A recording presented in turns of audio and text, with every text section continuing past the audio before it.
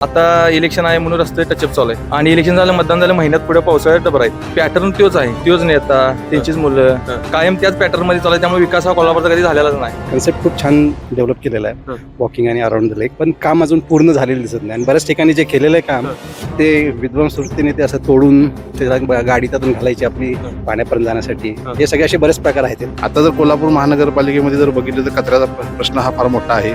रस्त्यांची दुरावस्था झालेली आहे, क्रीडांगणं संपून गेलेले आहेत, बाग बगीचा एक शिल्लक राहिलेलं नाही आहे. महानगरपालिकेच्या शाळा संपल्या, आता त्यापैकी जवळजवळ 1,500 झाडं नाश केलेले आणि कन्व्हेन्शन सेंटर चालू केलेले.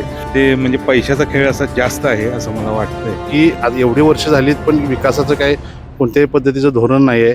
विकासाची कोणत्याही चांगल्या पद्धतीची कामं झालेली नाहीत. व महामार्गाचं आता NH4 काम ते सुद्धा थांबलेलं आहे. ठीक आहे, सभागृहामध्ये जे नगरसेवक म्हणून जातील, महापौर जे होतील, त्यांनी चांगल्या पद्धतीने कोल्हापूरचा विकास करावा आणि चांगल्या पद्धतीचं व्हिजन ठेवावं. 2025 आहे. 10 वर्षामध्ये पुण्यामध्ये IT पार्क होऊन 10 वर्षामध्ये पुणे किती गेलं पुढे. कोल्हापूरच्या हातवड झालेला नाही, विकासचं काहीच नाही. महानगरपालिका तर पूर्णपणे बरखास्त आहे की कोल्हापूरचा विकास झालेलाच नाही. आणि ते नाहीये ते करायला काय प्लॅन आहे? हा प्लॅन त्यांचा काय?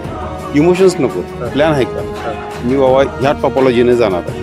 रस्त्यामध्ये जे काम चालू आहे त्यामध्ये रस्त्याच्या काम करताना त्यांनी नगरसेवकांनी टक्केवारी मागू नये. स्मशानभूमीमध्ये शेणे नाहीत अशा पद्धतीनं चालू आहे. कारण ज्यांची युती नव्हती ती युती व्हायला आली, ज्यांना आम्ही विरोधक म्हणतो ते एकत्र राहिले, तर ते त्यांच्या सामाजिक लेवलला.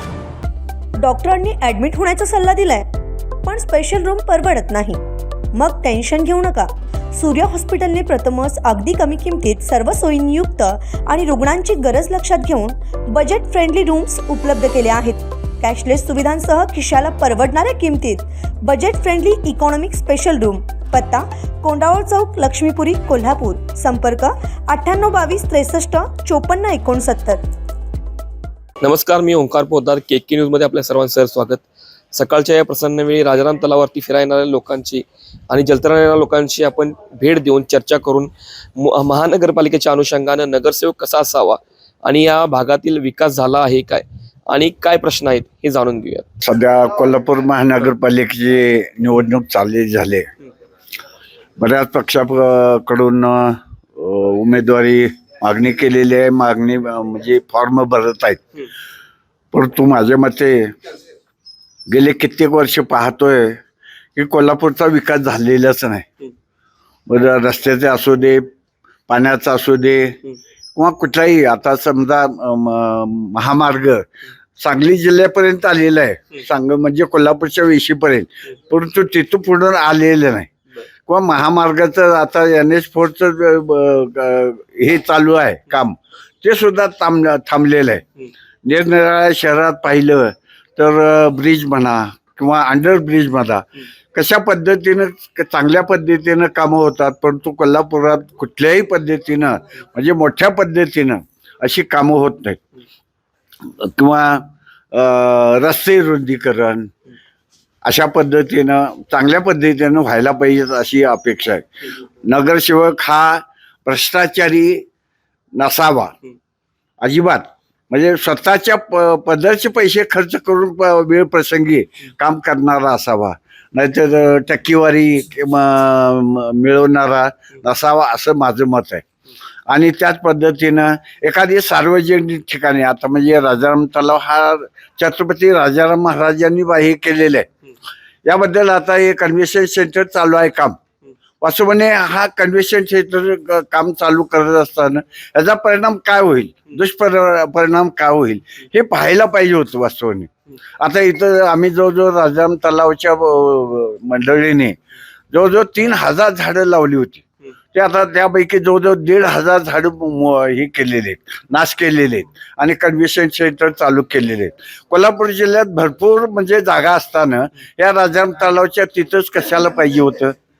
अशा पद्धतीनं सार्वजनिक काम करत असताना सर्व बाबीचा विचार करून हे काम करायला पाहिजे होतं असं आमचं मत आहे. म्हणजे प्रत्येक ठिकाणी कन्व्हेन्शन सेंटरचं असं ना, आता हायकोर्टचं इमारत हिवायला झाली, चांगली गोष्ट आहे, परंतु तिथं कोणाचं काय म्हणजे प्रॉब्लेम येणार नाही, काय नाही. अशा पद्धतीनं कामं होऊन हा नगरसेवक निवडून आला पाहिजे. आणि नगरसेवक प्रत्येक म्हणजे बाबतीत आरोग्याच्या दृष्टिकोनातून, सांडपाणी निचऱ्याच्या दृष्टिकोनातून, रस्त्याच्या बाबतीत, दिवाबत्तीच्या बाबतीत किंवा लोकांच्या अडीअडचणी बाबतीत आता म्हणजे पाहतोय की स्मशानभूमीमध्ये शेणी नाहीत, लाकडं नाहीत, अशी काय किती दुर्दशा व्हायला लागली आहे, CPRची किती दुर्दशा व्हायला लागली आहे, म्हणजे प्रत्येक गोष्टीत.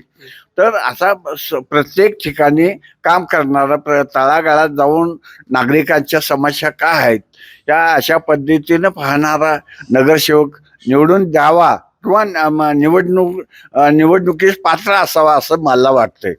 आता काय वाटते एकंदरीत कोल्हापूर महानगर निवडणूक लागलेली आहे? महानगरपालिका निवडणूक ज्या लागलेल्या आहेत त्या संदर्भात बोलायचं म्हणलं तर आता जो पक्षांचा जो हे झालेला आहे आणि लोकांमध्ये प्रत्येक उमेदवार म्हणजे स्वतःच्या निवडून येण्यासाठी जे त्यांचे प्रयत्न चालू आहेत ते म्हणजे पैशाचा खेळ असा जास्त आहे असं मला वाटतंय.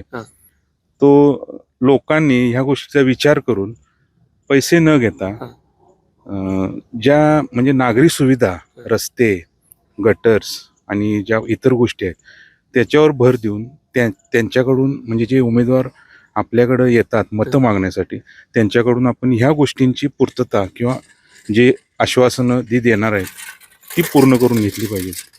कोल्हापूर महानगरपालिकेच्या निवडणूक आता धामधूम सुरू झालेली आहे. या निवडणुकीमध्ये सर्वच पक्ष ताकदीनं आता उतरलेले दिसतात. पण एक नागरिक म्हणून सुजाण नागरिक आमच्या नागरिकांच्या ज्या अपेक्षा आहेत त्या येणाऱ्या उमेदवारांनी चांगला सुशिक्षित उमेदवार, प्रश्नांची जाण असलेला, लोकांच्या ज्या काय समस्या ज्या आहेत त्या सोडवणारा, त्या सभागृहात जाणारा उमेदवार असावा. आता कोल्हापूर महानगरपालिकेची जर परिस्थिती जर बघितली असेल तर आम्ही नेहमीच म्हणतोय की एवढी वर्ष झालीत पण विकासाचं काय कोणत्याही पद्धतीचं धोरण नाही आहे, विकासाची कोणत्याही चांगल्या पद्धतीची कामं झालेली नाहीत. पण आता जी काही सभागृहामध्ये जे नगरसेवक म्हणून जातील, महापौर जे होतील त्यांनी चांगल्या पद्धतीने कोल्हापूरचा विकास करावा आणि चांगल्या पद्धतीचं विजन ठेवावं. आता जर कोल्हापूर महानगरपालिकेमध्ये जर बघितलं तर कचऱ्याचा प्रश्न हा फार मोठा आहे. रस्त्यांची दुरावस्था झालेली आहे, क्रीडांगणं संपून गेलेली आहेत, बागबगीचा एकही शिल्लक राहिलेलं नाही आहे, महानगरपालिकेच्या शाळा संपून गेलेल्या आहेत. अशी जर ही विदारक परिस्थिती जर असेल महानगरपालिकेची तर ती बदलण्याची आज या तरुण पिढीपुढे मोठं आव्हान आहे आणि त्यांनी ते पेलावं आणि चांगल्या पद्धतीने कोल्हापूरचं विकास करावा याच अपेक्षा आमच्या नागरिक म्हणून आहेत. आणि हा कन्सेप्ट जो आहे, मी तर रोज येतो ऑलमोस्ट ह्याच्यासाठी, वॉकिंगसाठी किंवा जॉगिंगसाठी. हा कन्सेप्ट खूप छान डेव्हलप केलेला आहे, वॉकिंग आणि अराउंड द लेक. पण काम अजून पूर्ण झालेलं दिसत नाही आणि बऱ्याच ठिकाणी जे केलेलं आहे काम ते विद्वांस वृत्तीने ते असं तोडून त्याला गाडी त्यातून घालायची आपली पाण्यापर्यंत जाण्यासाठी, हे सगळे असे बरेच प्रकार आहेत तिथे किंवा असे आहेत ते. पण ह्याला हे अजून जर डेव्हलप करता आलं तर खरोखर म्हणजे हे कोल्हापुरातलं एक सुंदर स्थान होईल याच्यासाठी, म्हणजे वॉकिंग ट्रॅक, जॉगिंगसाठी म्हणा किंवा पिकनिक स्पॉट म्हणून. हे खूप चांगली जागा आहे आणि इथं बरेच लोक झाडांची जोपासना करतात, म्हणजे स्वतः आपला वेळ देतात त्याच्यासाठी, शनिवार रविवार किंवा असं येऊन ते. तर अजून त्याला जर असं एक मास मुवमेंट जर केलं तर खरोखर चांगली जागा होते. आणि हे यातून शासनाचं पण सहकार्य, म्हणजे कोल्हापूर महानगरपालिकेने तर यात काहीतरी आणखीन डेव्हलपमेंट केली तर खूप चांगलं होईल. पण कोल्हापूरच्या अनुषंगाने कुठले प्रश्न आहेत की जे सोडवले गेले पाहिजे असं वाटतं? तसं बघितलं तुम्ही आता प्रत्येक वॉर्डमध्ये आपल्या 4-4 नगरसेवक आहेत. तर प्रत्येकाने आता जनतेनं विचार करायला पाहिजे की ह्या 4-4 उमेदवारांमध्ये कोणाचा अभ्यास आपल्या वॉर्डमध्ये, म्हणजे उदाहरणार्थ ह्या वॉर्डात काय आहे आणि काय नाही आहे आणि ते नाही आहे ते करायला काय प्लॅन आहे, हा प्लॅन त्यांचा काय, इमोशन्स नको, प्लॅन आहे का, मी बाबा ह्या टॉपॉलॉजीने जाणार आहे, कळलं का. म्हणजे वरपासून खालपर्यंत आपल्याला काम करायला लागतं पूर्ण, एखादी प्रोजेक्ट पूर्ण व्हायचा असेल तर मग तो त्यांच्यासाठी प्लॅन आहे का हे प्रत्येक उमेदवाराला विचारा. पक्ष बघू नका, तो उमेदवार किती क्रिएटिव्ह आहे, किती सेन्सिटिव्ह आहे, किती तुमच्याशी कनेक्टिव्हिटी आहे त्याची, किती नेटवर्क स्ट्रॉंग आहे हे बघा आणि मग मतदान करा. बरं, मला सांगा आता कोल्हापूर महानगरपालिकेची निवडणूक लागलेली आहे, कोल्हापूरमध्ये कुठल्या प्रकारचा विकास झाला पाहिजे आणि नगरसेवक म्हणून कुठल्या व्यक्तीला आपण म्हणजे मत देऊ शकाल?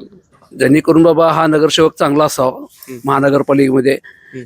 रस्त्यामध्ये जे काम चालू आहे त्यामध्ये रस्त्याच्या काम करताना त्यांनी नगरसेवकांनी टक्केवारी मागू नये आणि बाकी हे नगरपालिकेचा विकास, आपल्या भागाचा, कोल्हापूर जिल्ह्याचा विकास झाला पाहिजे, महानगरपालिकेचा, असं मी एवढंच हे करून बरं काय वाटतं युवा म्हणून तुम्हाला काय वाटतं की या कोल्हापूरमध्ये काय विकास झाला पाहिजे आणि नगरसेवक कसा असायला पाहिजे?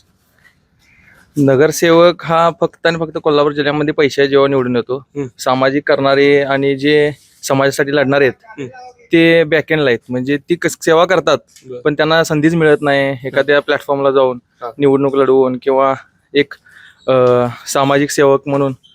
पण ह्यामध्ये आता कोल्हापूर जिल्ह्यामध्ये आतापर्यंत जे चालू आहे इतिहास बघता की पॅटर्न तोच आहे, तोच नेता त्यांचीच मुलं कायम त्याच पॅटर्न मध्ये चालू आहे. त्यामुळे विकास हा कोल्हापूरचा कधी झालेलाच नाही. कारण त्यांना माहिती आहे कोल्हापुरी जनता फक्त मतदान पुरतं 4 दिवस 5 दिवस आठवण करते, त्यानंतर पूर्ण आहे 5 वर्ष असेच असतात. त्यामुळे ह्यामध्ये बदल झाला पाहिजे, नेतृत्व बदललं पाहिजे आणि जिल्ह्याचं एक नेतृत्व युवा मुलांच्याकडे हातामध्ये गेलं पाहिजे. त्या पद्धतीनं IT पार्कचा असू दे विषय हा प्रलंबित 2014 पासून चालू आहे, 2025 आहे. 10 वर्षामध्ये पुण्यामध्ये IT पार्क होऊन 10 वर्षामध्ये पुणे किती गेलं पुढे. कोल्हापूरच्या हद्दवाढ झालेला नाही, विकासचं काहीच नाही. महानगरपालिका तर पूर्णपणे बरखास्त आहे. जी शाहू महाराजांच्या काळात होती बांधलेली ती तशीच आहे, अजून त्याचाही काही पाठपुरावा नाही. असं काही बदल तिने विचार ठेवलेला नाहीत. रस्ते पण असं आता इलेक्शन आहे म्हणून रस्ते टचअप चालू आहेत आणि इलेक्शन झालं मतदान झालं महिन्यात पुढे पावसाळ्यात डबर आहेत. परत तेच आहे, रोटेशन तेच आहे, बदल काही नाही, धोरण काही नाही, रोजगार मुलांना काही नाही. त्यामुळं कोल्हापूरचं हे इलेक्शन पण अशा पद्धतीने चालू आहे. कारण ज्यांची युती नव्हती ती युती व्हायला आली, ज्यांना आम्ही विरोधक म्हणतो ते एकत्र आलेत, पण ते त्यांच्या सामाजिक लेवलला त्यांच्या सहमतीने चालू आहे. सगळ्या समाजाचा परत मतदार लोकांचा विचारच केला जात नाही.